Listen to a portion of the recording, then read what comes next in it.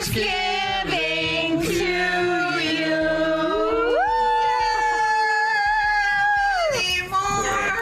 And Nicole Rothstein, as it turns out, is her cousin. And the Rothsteins, I'm just gonna add, is a pretty famous crime family in American history. Some secrets don't just stay hidden. They get buried so deep that the questions they leave behind keep getting bigger and louder with every passing month. And right now, a stunning new wave of claims has people talking about connections nobody saw coming. Reports and speculation surrounding Erika Kirk have ignited fresh and intense debate over alleged links to powerful family networks that have long carried serious controversy, including the Rothstein and Rothschild names, with some voices now suggesting the ties run far deeper than anyone initially imagined. Stories involving financial scandals, old racketeering allegations, and international intrigue have kept those names circulating for years across different corners of the internet. And now, some believe echoes of that same history may be showing up again, not through old scandals people already know about, but through a far more complicated and actively unfolding modern story that keeps pulling in new details every time people think it might finally settle down. What has so many observers locked in right now is Erika Kirk herself. Since stepping into a major leadership position and remaining consistently in the public spotlight, serious questions have been raised about how little is actually known about the chapters of her life before Charlie. Social profiles disappearing, personal history that proves difficult to trace, unanswered questions about how certain paths crossed at certain times. All of it keeps drawing more attention and fueling more digging. That mystery alone has been enough to sustain endless speculation across every major platform. At the same time, Erika has projected a very specific and carefully maintained image, one built around faith, loyalty, and executive leadership. She presents herself as a devoted wife and an experienced organizational leader, and supporters point to that image as straightforward evidence that there's nothing unusual happening here. Pray with one another, be there with one another, be soft with one another. Everyone grieves differently, so if someone's acting weird, don't read into that. But critics argue that the very contrast between that polished presentation and the growing pile of unanswered questions is exactly what keeps people looking deeper and harder every single time a new detail surfaces. Because the more questions accumulate, the more claims seem to emerge alongside them. And now, talk of newly surfaced information is adding significant heat to a story that was already running extremely hot. Some are calling it explosive, suggesting documents and alleged evidence point to possible ties involving the Rothsteins and even the broader Rothschild legacy itself. Whether those specific claims ultimately hold up under scrutiny or not, one thing is already clear. This controversy just took a sharp and dramatic new turn, and people are paying attention at a level that shows no sign of dropping off. Erika has been described by multiple commentators as representing a modern version of old power structures, polished image, refined optics, and influence that operates quietly and effectively behind the scenes without drawing direct attention to itself. You might not know Erika's exact family lineage, but presuming that they are Rothsteins, it's rather strange then that Rothstein shares family ties to another family, another prominent Jewish family that has been the center of many, many theories for hundreds of years and has been involved in everything from currency manipulation to economic crashes and to assassinations and everything in between. And that family would be the Rothschilds. Indeed, I was rather surprised to see that the two families are related, and pretty directly, because all I had to do was scroll over to the side and boom, there it was. The Rothsteins and the Rothschilds, two infamous crime families connected right next to one another. That framing has fueled enormous debate, particularly among those who believe certain networks don't simply disappear over time. They adapt. The faces change, the platforms evolve, but the underlying strategy, according to critics pushing this argument, always carries recognizable patterns for those paying close enough attention. Many believe that understanding Erika's family background may be absolutely central to why so many questions keep resurfacing. Because the deeper people dig into her history, the more attention turns toward relatives, old associations, and connections that some say raise serious eyebrows on their own. Claims about powerful family histories, controversial legacies, and hidden influence have only intensified since renewed attention was placed on her past. And a major turning point in that intensification came when discussions around her background exploded, after posts linked to her cousin Nicole Rothstein started widely circulating and sparking major conversation across platforms. In those posts, Nicole reportedly spoke about Erika's family roots, mentioning Jewish heritage on one side of the family while also emphasizing Erika's Christian faith and her deep respect for Jewish traditions. That detail alone pushed a significant wave of speculation into overdrive almost immediately. Nicole also publicly defended Erika during an especially difficult period, speaking emotionally about private grief and pushing back hard against those who were questioning Erika's public image and behavior. For supporters, that defense represented clear evidence of loyalty and truth.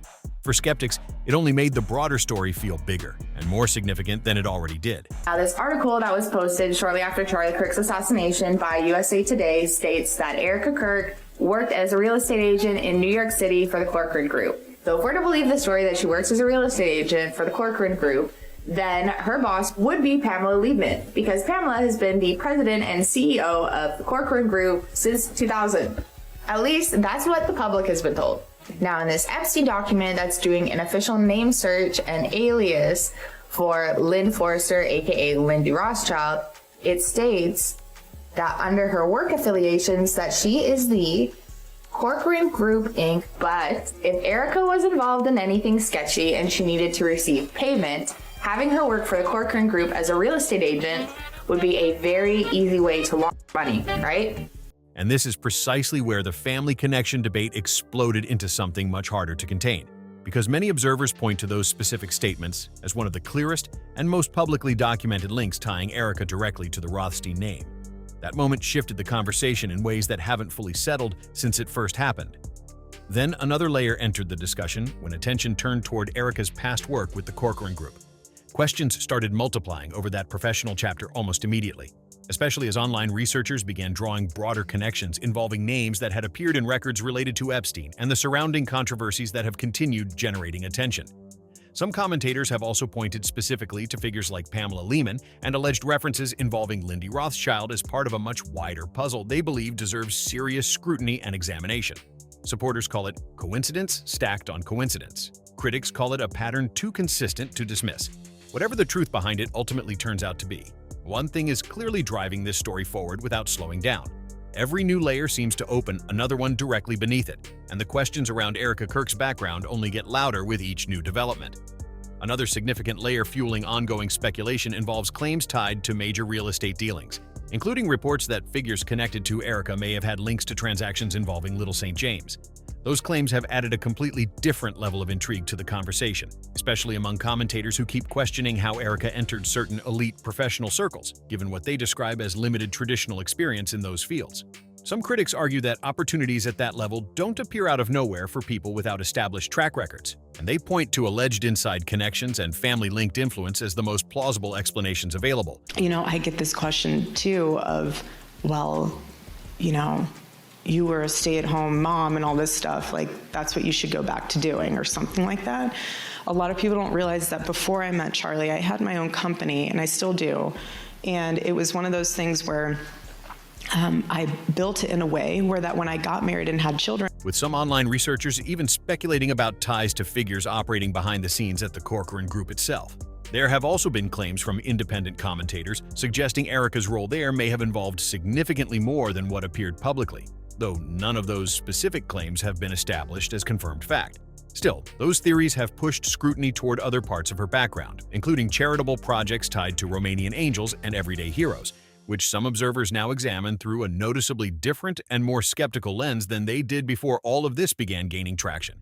And that's exactly where this story gets even more intense, because for critics, the questions don't stop with Erika alone, they stretch outward into wider family business history as well. Attention is turned toward multiple LLCs reportedly associated with her mother, Lori Frances Dahm, with some commentators pointing to business ventures that reportedly dissolved over time and asking whether those patterns deserve closer and more formal review. Supporters argue that entrepreneurship naturally comes with failed ventures and that there's nothing unusual about businesses that don't survive. Skeptics counter that repeated overlaps across multiple dissolved structures invite tougher and more specific questions that shouldn't be brushed aside so quickly. That debate has only grown louder as online voices continue connecting those business histories to broader concerns about opaque corporate structures and financial complexity that resists easy explanation. Then comes another family thread that has been drawing significant attention: Rick Beck, publicly referred to by Erika as Uncle Rick. That connection has sparked serious discussion because multiple observers point to past fraud controversies associated with the Beck name and ask directly whether there are deeper links worth examining in connection to everything else already being discussed. Again, much of what's being said here remains firmly in the territory of speculation and interpretation rather than confirmed fact. But what keeps people watching and returning to the story is how every path seems to lead to another name, another relationship, another question sitting there without a clean answer. And for many following this situation closely, that growing web of overlapping connections is precisely why the scrutiny around Erika Kirk keeps intensifying rather than fading.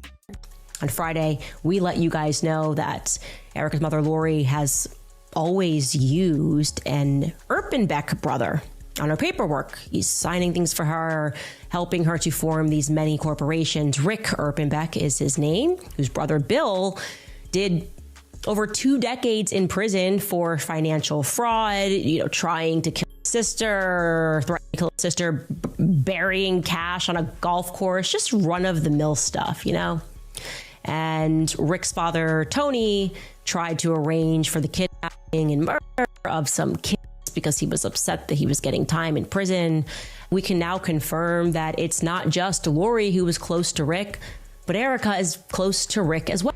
That specific controversy traces back to a major bank fraud case from years ago, one that reportedly impacted many families and continues to get referenced in discussions around Erika's extended family ties.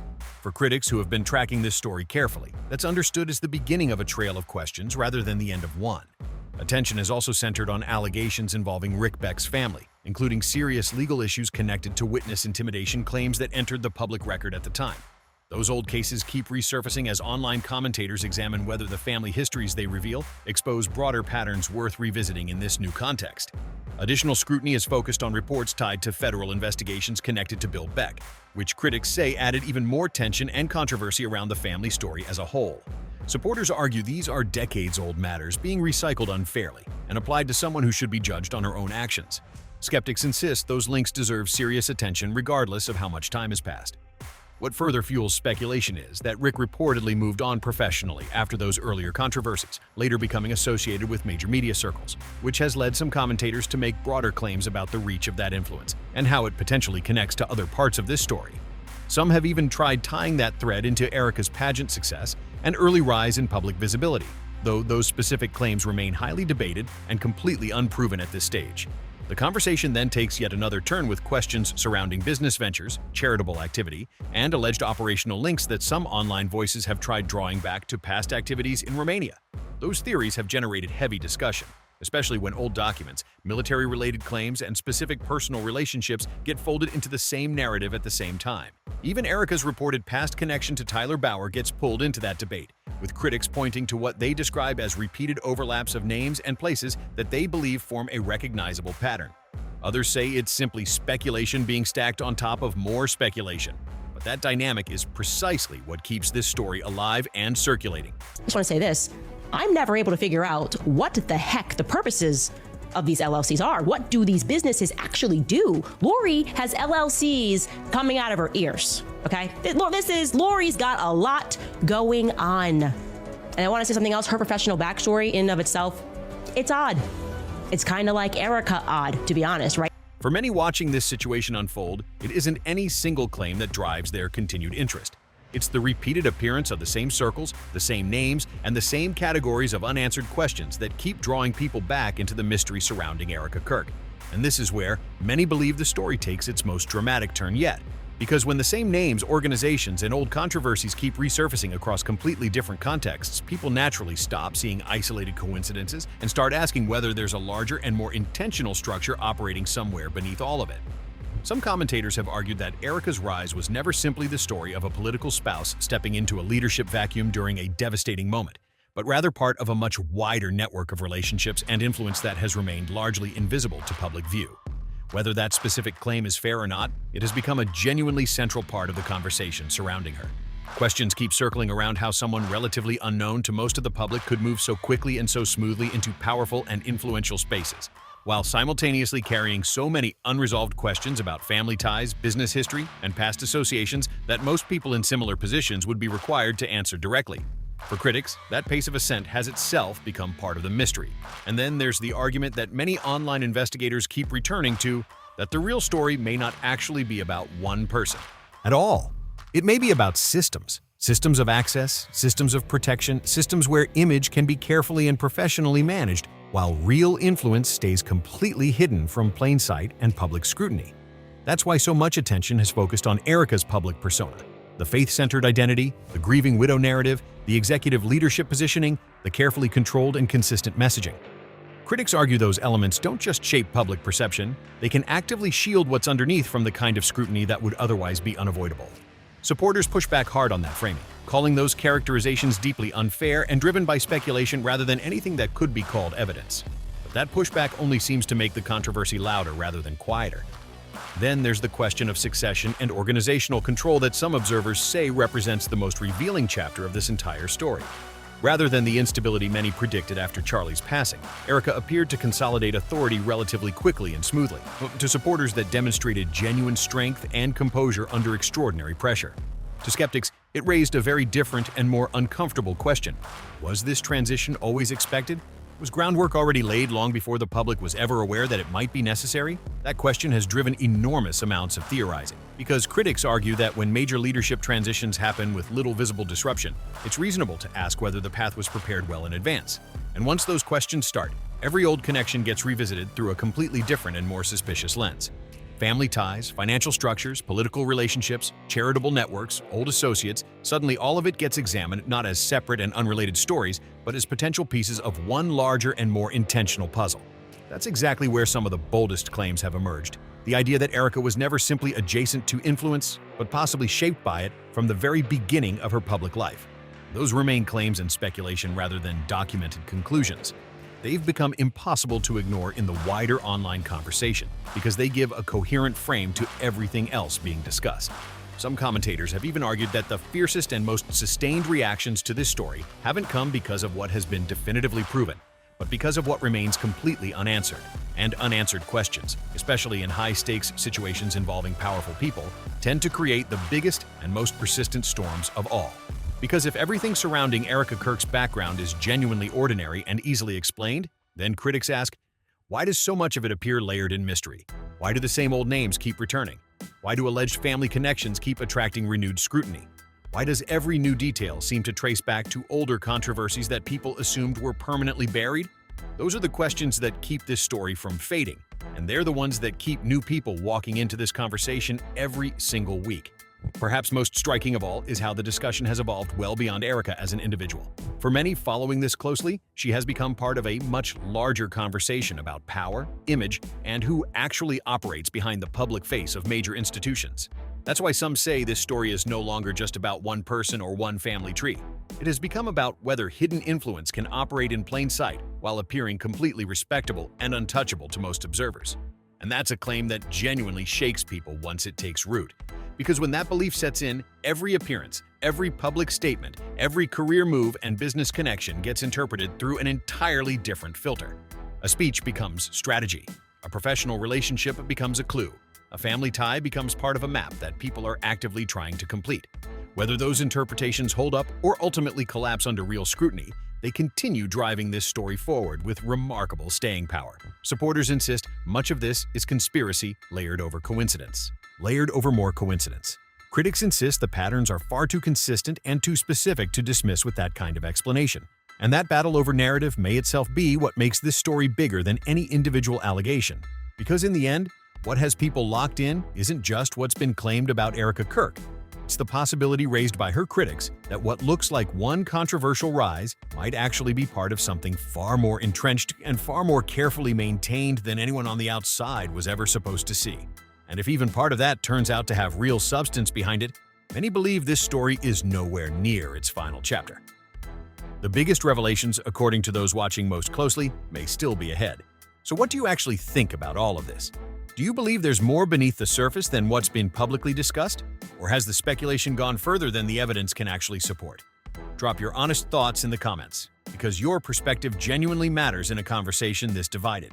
If this breakdown gave you something to think about, hit like, subscribe, share this with someone who's been following the story, and don't miss the next video, because this conversation is clearly nowhere near finished. See you on the next one.